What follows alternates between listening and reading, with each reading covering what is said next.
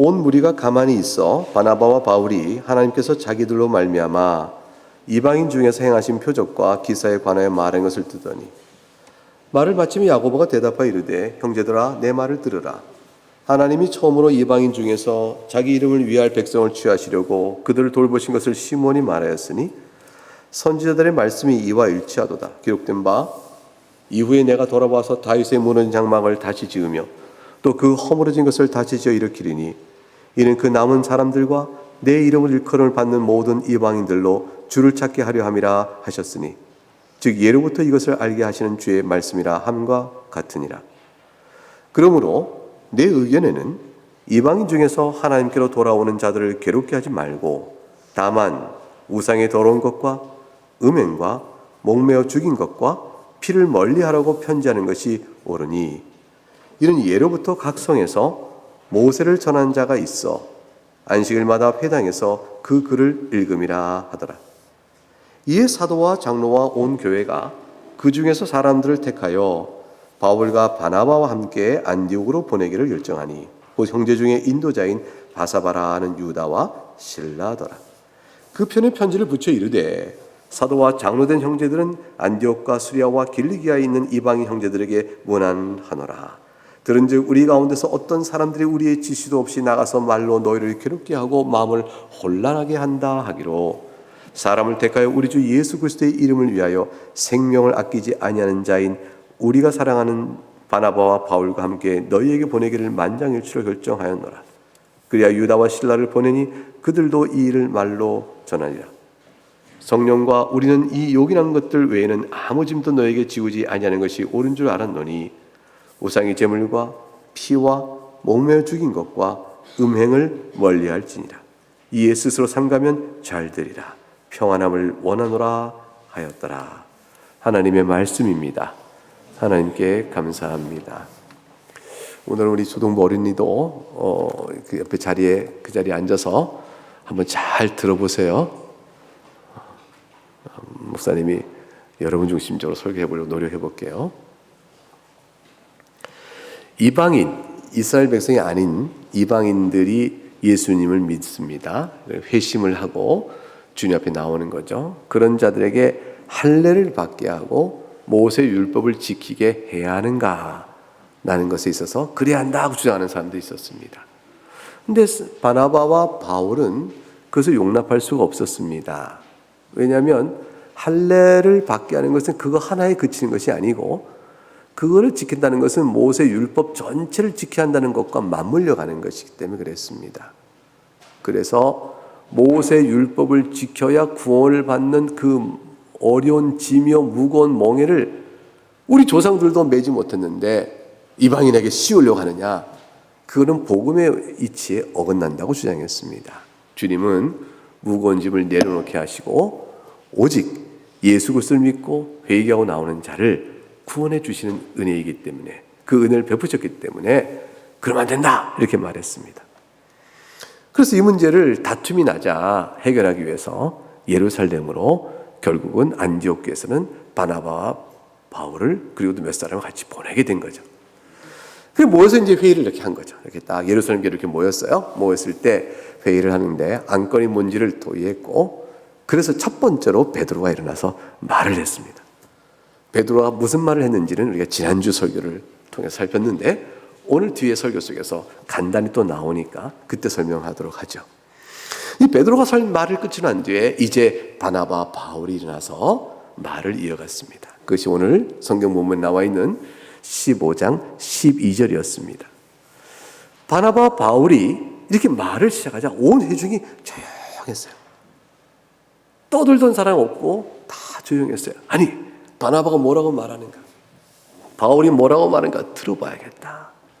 이 말을 듣고 나서 조용했을 때 바나바 바울이 한 말은 딱 이렇게 요약이 됐어요. 12절에 보니까 하나님께서 이방인 중에서 자신들로 말미암아 즉 바울과 바나바를 사용해서 하나님께서 이방인 중에 행하신 일이 있는데 표적과 기사를 하겠다. 이렇게 설명했습니다. 이 말은 무슨 말이냐면 바울과 바나바가 예수의 복음을 전할 때 이 전하는 일이 그래서 하나님의 뜻과 목적에 일치하고 하나님께서 그래서 이 예수의 복음을 전하는 일을 옳다, 그것이 맞도다라는 걸 보여주셨다는 거죠. 무엇으로? 표적과 기사로 그걸 보여주셨다라는 것입니다. 그러니까 바울과 바나바는 이방인들도 우리가 전하는 예수를 믿고 구원받는 일이 나타나는 것이 하나님의 뜻이었습니다. 그래서 하나님께서는 우리가 전하는 복음의 표적과 기사로 놀라운 것으로 그 능력을 나타내 보이셔서 과연 그렇다 하고 믿게끔 하신 겁니다. 그러니 이방인들이 예수 믿고 나오는 일에 우리처럼 예수를 믿으면 구원받는 것이 다른 일이 필요 없는 겁니다. 이걸 이제 바울과 바나바가 증언한 거예요. 그 말이 끝나자 야고보 사도가 일어나서 말을 전했어요. 그게 13절에 나옵니다. 말을 마침에 야고보가 대답하여 이르되 형제들아 내 말을 들으라 그랬습니다. 야고보는요 그 당시 예루살렘 교회에서 아주 존경받는 지도자였습니다. 그 야고보는 유대인이죠 당연히. 그래서 유대인으로서 마땅히 살아야 될 모세 율법들은 지켜가고 있었어요. 그러니까 유대인이면서 모세 율법을 잘 지켜가는 그러한 야고보가 예루살렘 교회의 지도자이니까 그가 말할 때 굉장히 무게가 있었고 아마도 이방인들도 할례를 받아야 돼, 모세의 계명을 지켜야 돼 이렇게 주장한 사람들이 생각할 때는 야고보는 우리 편을 들 거야, 우리 말이 옳다고 할 거야 이런 생각을 할 만할 겁니다. 근데 야고보가 뭐라고 말을 하나요? 과연 야고보가 그들의 주장을 지지했을까요? 말하는 야고보가 무엇을 말했는지 14절부터 내용을 봅니다. 14절 한번 같이 읽어볼까요? 시작. 하나님이 처음으로 이방인 중에서 자기 이름을 위할 백성을 취하시려고 그들을 돌보신 것을 시몬이 말하였으니, 자, 시몬이 무슨 말을 한 것을 야고보가 염두에 두고 하나님이 그들을 돌보시려고 했던 일을 시몬이 말했다. 시몬은 누구냐면 베드로예요. 그러니까 베드로에 대한 이 히브리어로 표현한 이름이 시몬. 시몬은 즉 베드로는 우리 15장 7절에서 이렇게 말을 했죠. 많은 변론이 있은 후에 베드로가 일어나 말하되 형제들아 너희도 알거니와 하나님이 이방인들로 내 입에서 복음의 말씀을 들어 믿게 하시려고 오래전부터 너희 가운데 나를 택하셨다. 이방인들로 내 입에서 예수 그리스도의 복음의 말씀을 들어 믿게 하시려고 하나님 하셨다. 그리고 15장 11절에 또 베드로가 계속 한 말이 있죠. 그러나 우리는 그들이 우리와 동일하게 주 예수의 은혜로 구원만을 믿노라. 결국 그러니까 시몬이 한 말은 이 말이에요. 즉 베드로 한 말은 이 말이에요. 이방인들도 예수 그리스도의 복음을 믿어 은혜로 구원받는 일에 똑같다 우리랑. 그걸 이제 베드로가 얘기한 거예요. 그러니까 이건 바울과 바나바 한 말과 똑같은 거죠. 어쩌면 이렇게 똑같이 일치할까요? 야고보는 이 말을 다시 한번 상기시켰습니다. 바울과 바나바도 그렇게 말했다. 그 말은 싹 안 하고 시몬도 말했다 이렇게 얘기했어요. 왜냐하면 바울과 바나바는 지금 유대 그리스도인과 토론하는 대척점에 반대편에 있으니까 공연히 그분들을 이끌어다 얘기할 거 없어요. 하나님 말씀이 무엇이 옳은가 말하면 되니까 지금 야고보는 시몬이 이렇게 말해. 나 또한 지금 말하겠다 이렇게 얘기하고 있는 것이죠. 그런데 14절에 중요한 말을 했어요. 하나님이 처음으로 이방인 중에서 자기 이름을 위할 백성을 취하시려고 이랬어요. 근데 이 말은 말이죠. 사실 거기 있는 사람 중에서 아니요 라고 말할 사람이 한 명도 없었습니다. 왜냐하면 이미 확정된 일이에요. 베드로가 백부장 고넬료 집에 갔었어요. 고넬료 로마 사람이었어요.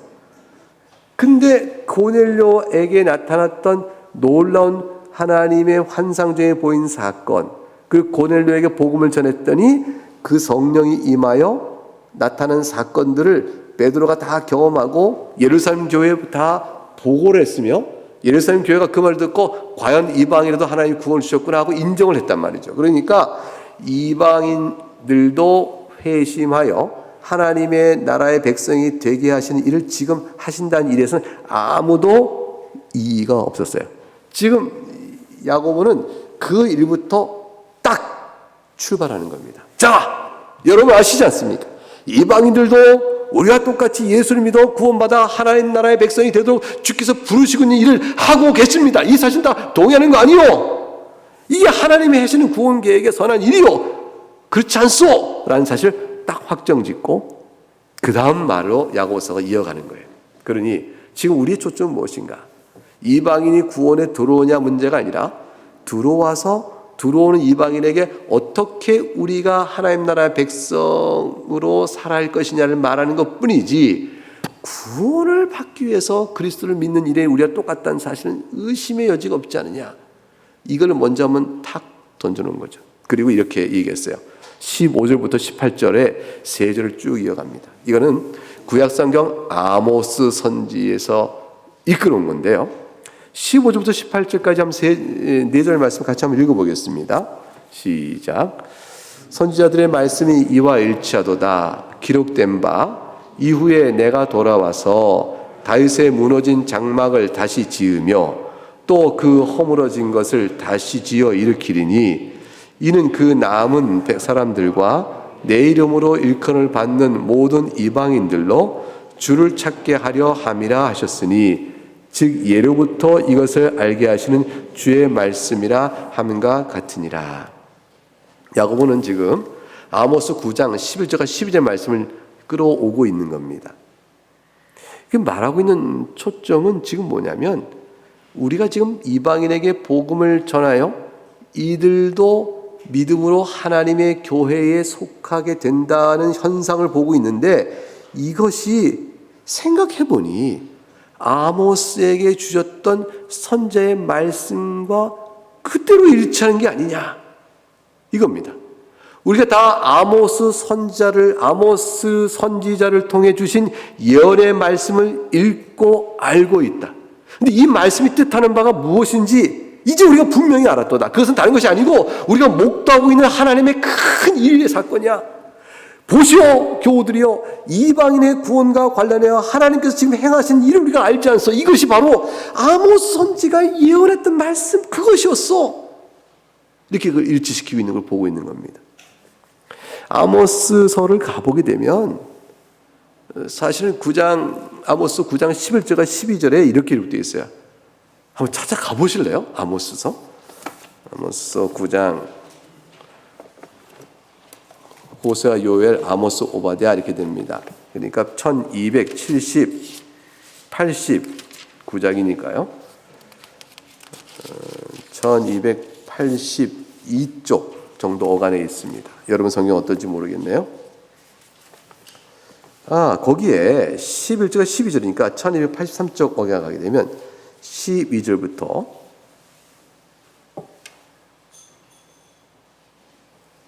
11절, 12절 두 절만 같이 한번 읽어볼까요? 시작.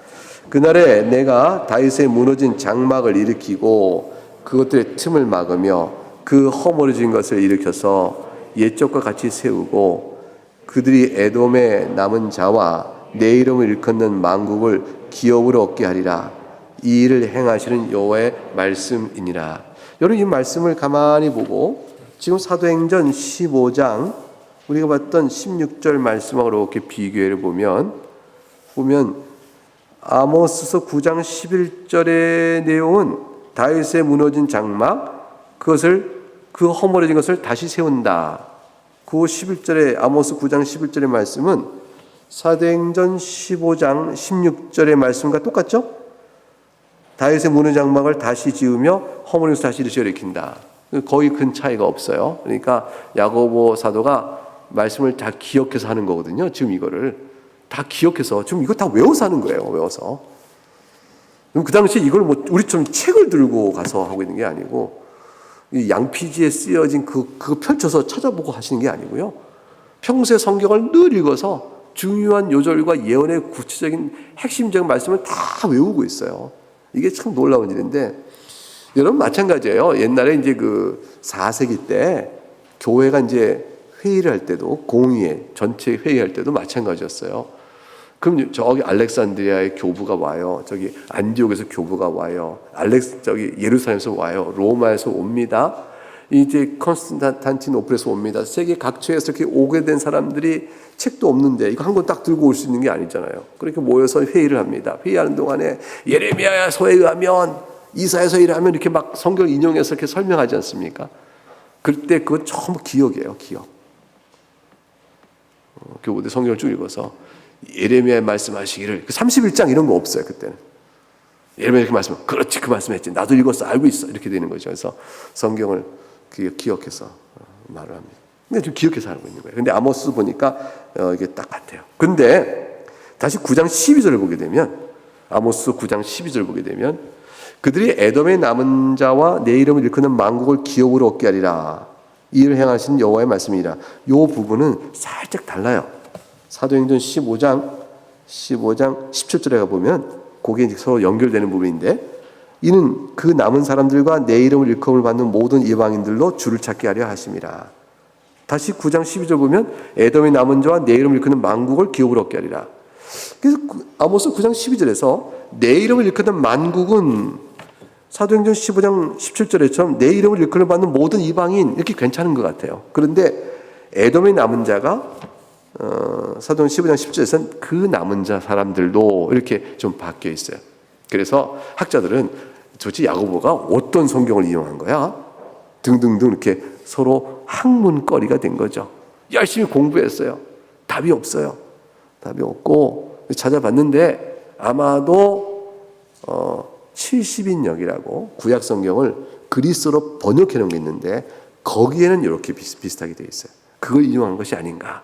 그러니까 어떤 사람은 무슨 예루살렘 회의에서 70인역을 썼겠냐, 히브리 성경을 썼겠지.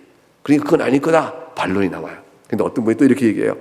근데 우리가 알고 있는 이 구약 성경의 번역 말고 히브리인들이 그 당시에 봤던 히브리어 성경은 또 있어. 뭔데요?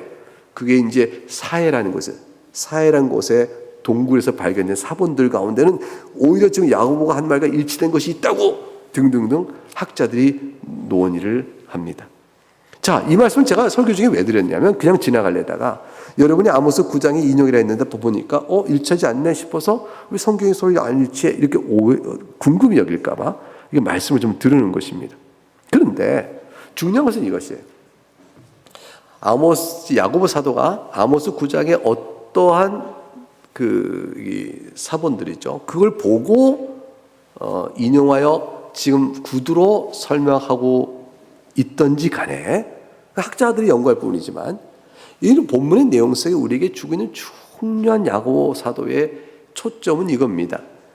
이방인의 지금 우리가 목도하고 있는 회심이 성경에서 예언하시는 하나님의 계획이 이루어지고 있다는 사실이다. 이걸 얘기하는 거예요. 다윗의 무너진 장막은 옛 이스라엘을 의미하는데 이것을 다시 지어 일으킨다는 것은 이방인을 포함하여 새로운 이스라엘을 세우고 있는 것이다 라는 걸 말해주고 있는 거죠. 그래서 야고보 사도는 지금 우리가 말하고 있는 이방인의 회심을 통한 이 전체 부름은 하나님이 하신 일이고 하나님이 이미 예언하신 일이고, 그러니까 이 일에 대해서는 조금 더 의심할 필요가 없다. 다 우리는 이방인과 우리는 하나다. 하나님 앞에서 동일하게 부르심 받은 자다. 이 얘기를 하고 싶은 거예요. 우리에게 부르심이 따로 있고 이방인의 부르심이 따로 있는 것이 아니라 다 동일하다. 하나의 교회를 세우고 있는 것이다.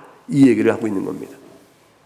그러면 그 다음 이제 초점이 그 다음 단계 논리가 나가야 되죠. 진전은 뭐냐면 그렇게 하나님의 백성을 부름받은 이방인의 회심자들은 무엇을 어떻게 해야 된다는 거야. 그것이 이제 그 다음 단계로 넘어가야 될 논의의 초점이죠. 자, 그게 19절과 나와요. 사도행전 15장 19절과 20절에 그 얘기 나오는 겁니다. 19절과 20절을 같이 읽어봅니다. 시작. 그러므로 내 의견에는 이방인 중에서 하나님께로 돌아오는 자들을 괴롭게 하지 말고 다만 우상의 더러운 것과 음행과 목매어 죽인 것과 피를 멀리하라고 편지하는 것이 옳으니. 그래서 지금 이방인 회심자에게 요구할 것이 무엇인가에 대한 것을 정리해 놓고 있습니다. 자, 하지 말라는 것이 있어요. 19절 보니까 우리가 해야지 안 된다. 이방인 회심자에게 뭘 하면 안 되죠? 하나님께로 돌아오는 이방인 자들을 괴롭게 하지 말라 그랬어요. 이 괴롭게 하지 말라는 뜻이 뭘까요? 그냥 놀리지 말라 이런 것이 아니고, 이거는 지금 얘기되고 있는 할례나 모세의 율법의 멍에를 씌우려 하지 말라, 그 얘기입니다. 다시 말하면 당신들이 회심했다고 그래서 우리를 향해 주신 바 된 이 구원의 놀라운 은혜에 너희들도 참여한다고? 그래서 너희도 하나님의 교회에 속하게 된다고? 그러려면 이것들을 지켜서 들어와야 돼 라고 말하는 것을 걸지 말라는 것이에요. 그것이 특별히 괴롭게 한다는 말 속에 담겨져 있는 대로 무거운 멍에를 씌우는 겁니다. 율법과 계명을 아무리 줄인다 할지라도 요것들을 지켜야만 구원을 받아 라고 걸지 마라, 그 말이에요. 그게 이제 괴롭게 하지 말라는 뜻입니다. 구원에 있어서는 우리가 구원을 받을 때 할례를 받아서 구원받는 것인가? 아니지 않는가? 유대 그리스도인들이요, 우리가 유대인으로 할례를 다 받은 자들이요, 우리가 유대인으로 태어나서 모세의 율법과 계명을 사랑하며 지키고 온 민족이 그렇게 살아온다. 우리가 그것을 거부하지 않는다. 그러나 우리가 구원받는 일이 모세의 계명을 지켰기 때문이냐, 그 말이에요.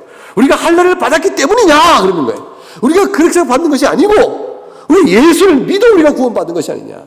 그러면 이방인에게도 예수를 믿어 구원받는다고 말하여 구원받기 위해 예수를 믿으면 된다고 말해야 되는 것이지, 왜 우리가 조상 때로 지켜왔던 일들도 같이 토하여 지킬 것 같다 묻게끔 그걸 묻어서 그것을 지우려고 하느냐. 그게 괴롭게 하는 일인 거예요.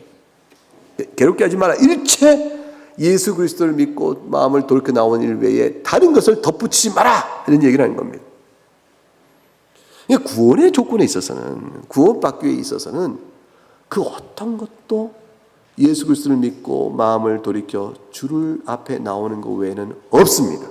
어떤 다른 것도 필요치 않은 거예요.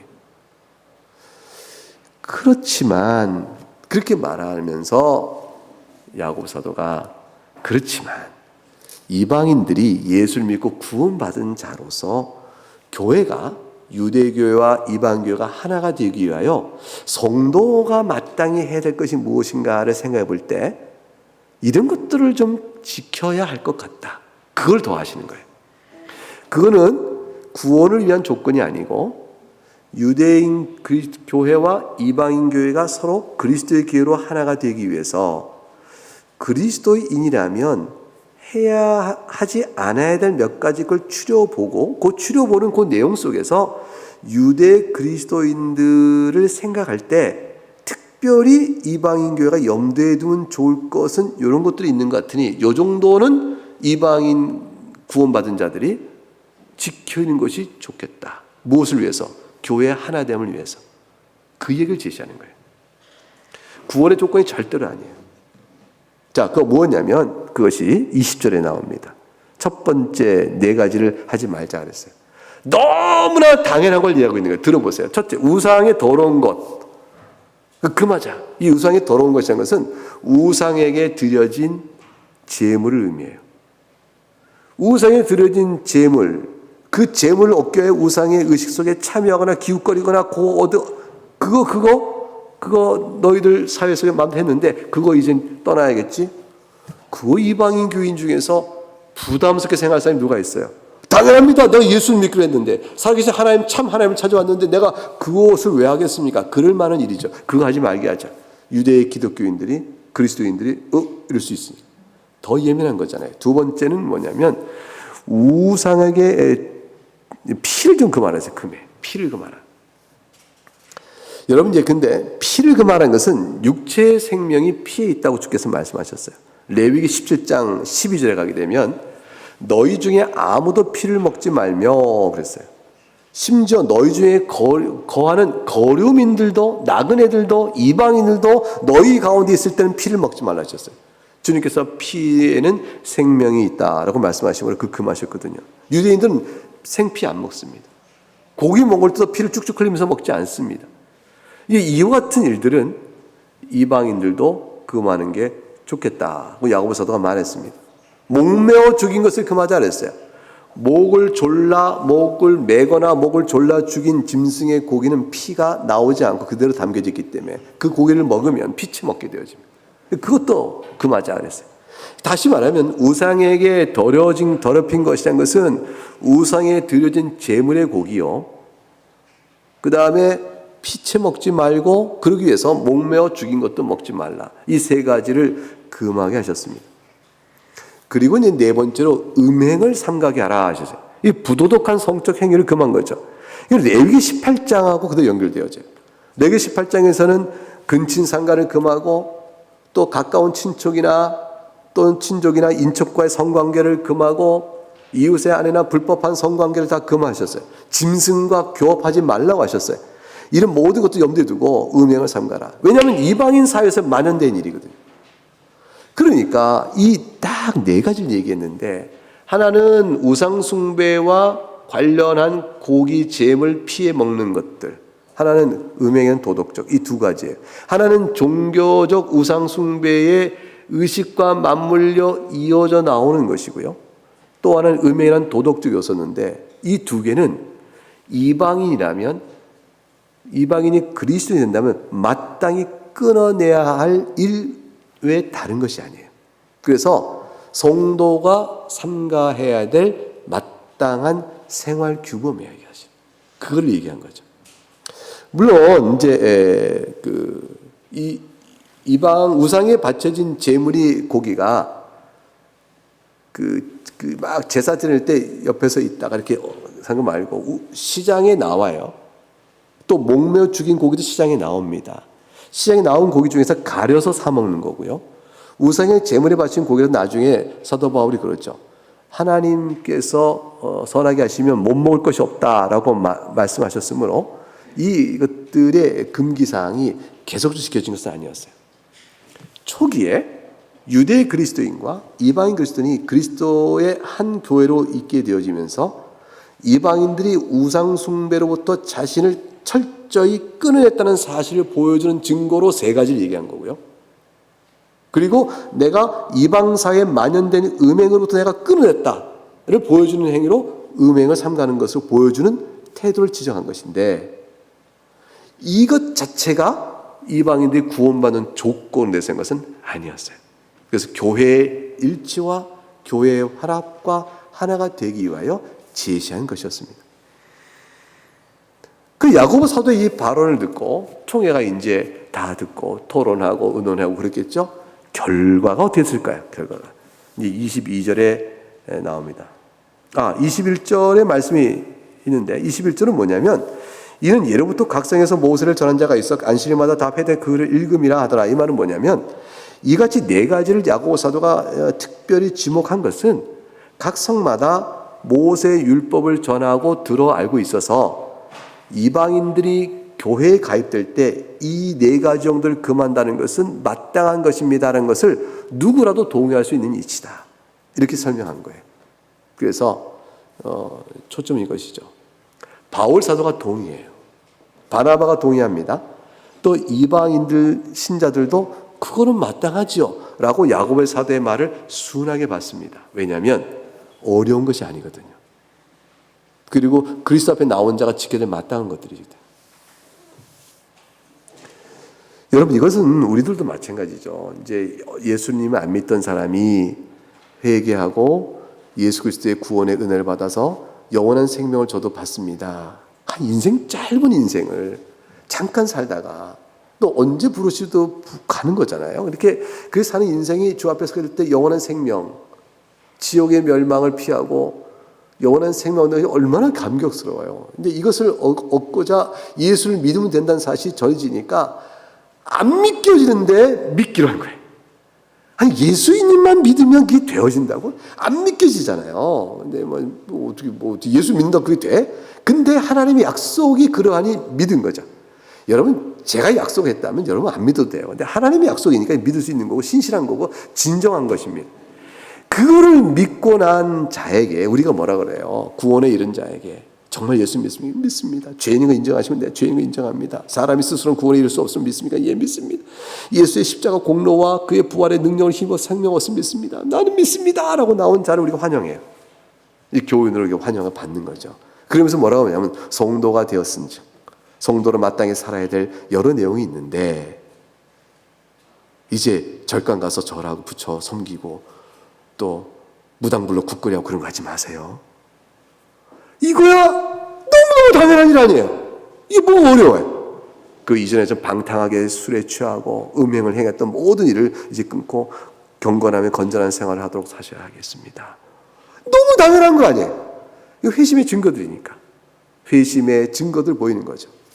물론 이방인들이 나중에 회심한 다음에 고기를 먹는 일, 또 음행에서 완전히 자립지 않은 일들이 있어요. 고린도 교회 안에서 이방인 사회도 없는 근친상간의 일들이 교회 안에서 교인들이 행하는 일들이 벌어져요. 이것은 이런 일들이 교회 안에 이방인 회심자가 들어올 때 온전치 못한 자, 진정한 회심을 하지 않은 자, 일시적으로만 또 예수 믿고 오는 자들, 다양한 자들이 섞이게 마련이기 때문에 그런 일들이 교회 안에서 발생할 수 있어요. 발생할 수 있지만 교회는 중심을 가지고 그것을 가르쳐 나가면서 잘못된 것은 잘못됐다, 옳은 옳다라고 말함으로 성도들을 이끌어가는 것입니다.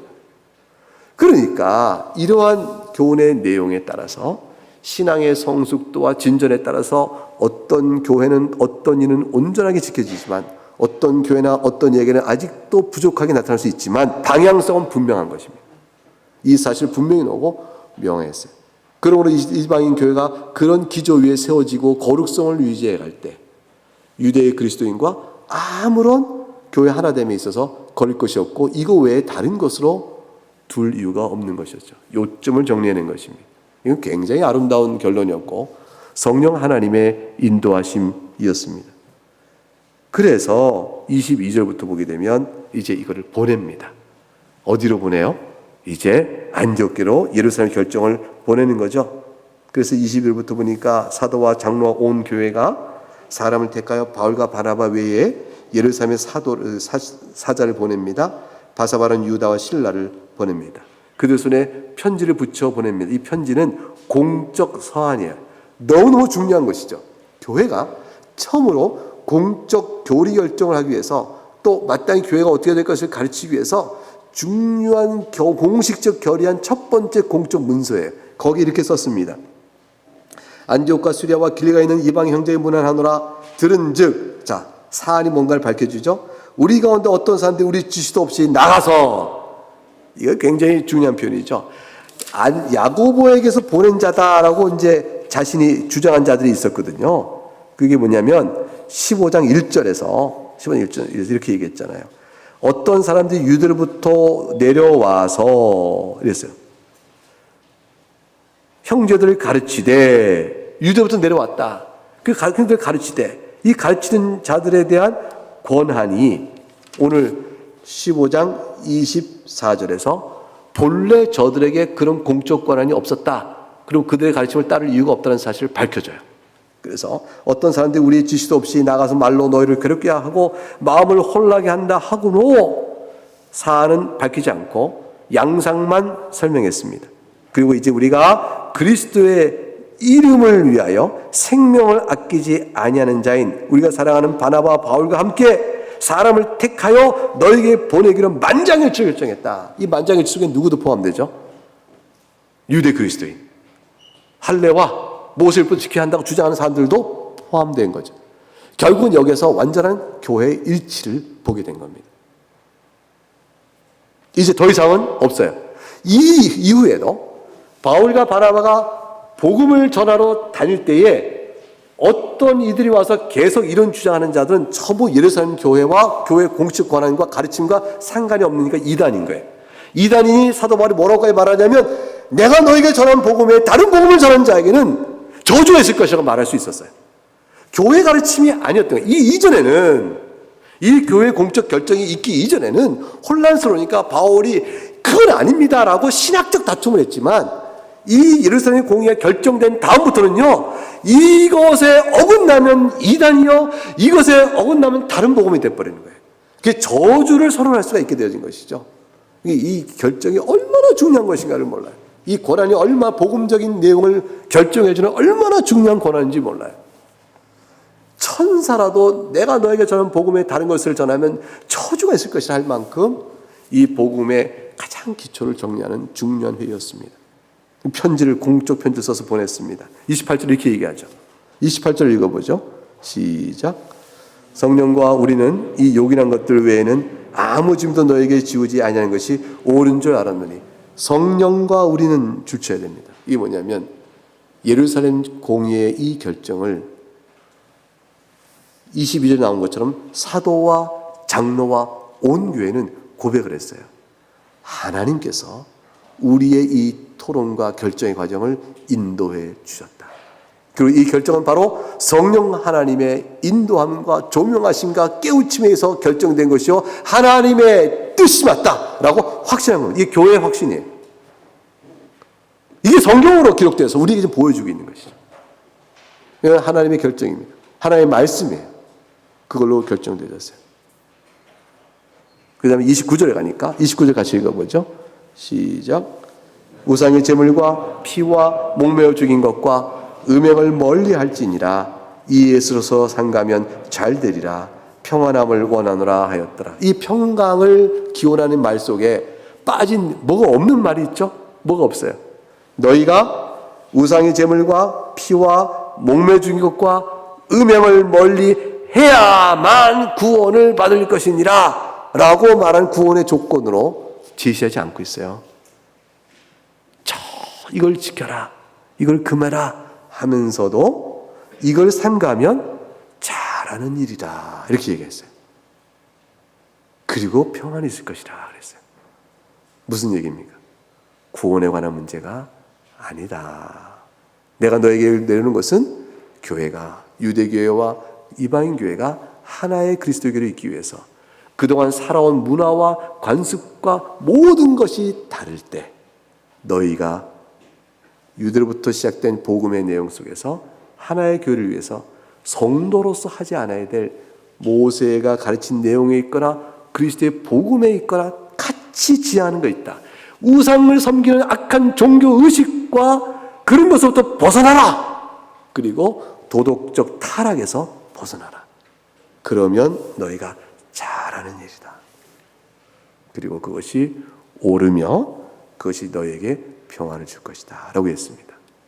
결국 구원에 받기 위한 조건의 문제가 아니라 성도로서 교회로서 마땅히 살아가고 갖춰야 될 이방인이 벗어버려야 될 모양의 내용들, 그것이 뭔가를 알려주는 것으로 교회 일치를 이루었던 것입니다.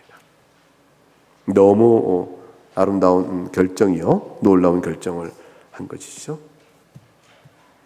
그리스도를 믿는 것 외에 그 다른 어떤 것도 구원의 조건이나 또 자격의 전제로 주어지는 것은 없습니다. 이방인 가운데 회심자가 생겼다는 것은 이미 하나님의 은혜를 받고 있다는 증거예요. 왜냐하면 회심은 웨스트민스터 10장, 웨스트민스터 신앙고백서, 웨스트민스터 신앙고백 10장 효과 있는 부르시는 주제에 관한 내용을 가운데 1절에 이렇게 진술되어 있어요. 그 내용을 내용적으로 제가 뽑아보면 이렇습니다. 하나님께서는 오직 선택한 자들만을 성령과 말씀으로 변화시키시어 예수 그리스도에게로 이끌려 나와 구원을 받게 하십니다. 이 회심은 오직 선택받은 자들에게만 주시는 하나님의 은혜일 뿐입니다. 그리스도를 믿는 것 외에 다른 어떤 것도 구원을 받기 위해 먼저 해야 할 조건이나 의무나 규칙은 없습니다. 그래서 결국 이 말씀과 내용을 고백을 기초로 생각해 보면 어떤 사람이 예수 그리스도를 믿고 주 앞에 살아가기를 원하는 회심의 반응을 보이면 그 뭘 의미하죠? 하나님께서 그에게 은혜를 베푸셨다는 사실을 의미해요.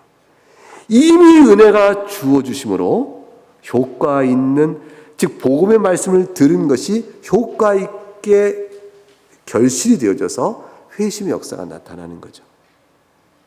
그런 자들을 교회가 멍에를 씌워 배척하거나 무거운 짐에 눌리게 해서는 안 된다라는 것을 오늘 이방인 교회의 회심한 자를 어떻게 품을 것이냐, 어떻게 한 교회를 세울 것이냐는 중요한 토의 속에서 밝혀주고 있는 것입니다. 우리들도 그런 은혜를 입어서 이렇게 예수 이름 부르면서 믿는 자로 나와 하나님의 자녀로 예배할 수가 있게 된 것입니다. 이 복된 은혜를 주신 분은 예수님이시죠. 예수님께서 우리를 위하여 죽으신 겁니다. 그리고 부활하셨습니다.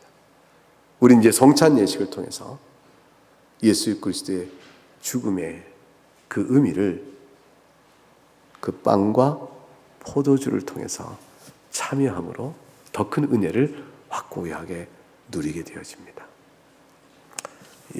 이제 이 성찬 예식에 여러분을 초대하도록 하겠습니다. 자, 잠깐 먼저 기도하겠습니다.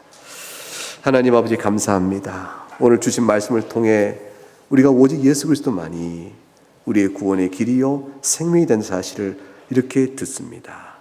이 말씀을 듣고 우리에게 베푸신 놀라운 은혜를 깊이 감사하면서 이방인으로 회심하여 나온 자들에게 이미 하나님이 선택하여 구원을 베푸셨다는 사실을 생각하며 우리가 받은 은혜를 더욱더 찬송합니다. 주님 영광을 주께 올렸고 이 은혜 가운데 우리가 참여하여 성찬 예식을 또한 믿는 자들이 이와 같이 행하올 때에 주께서 크신 은혜를 더하여 주시옵소서. 예수 그리스도 이름으로 기도하옵나이다. 아멘.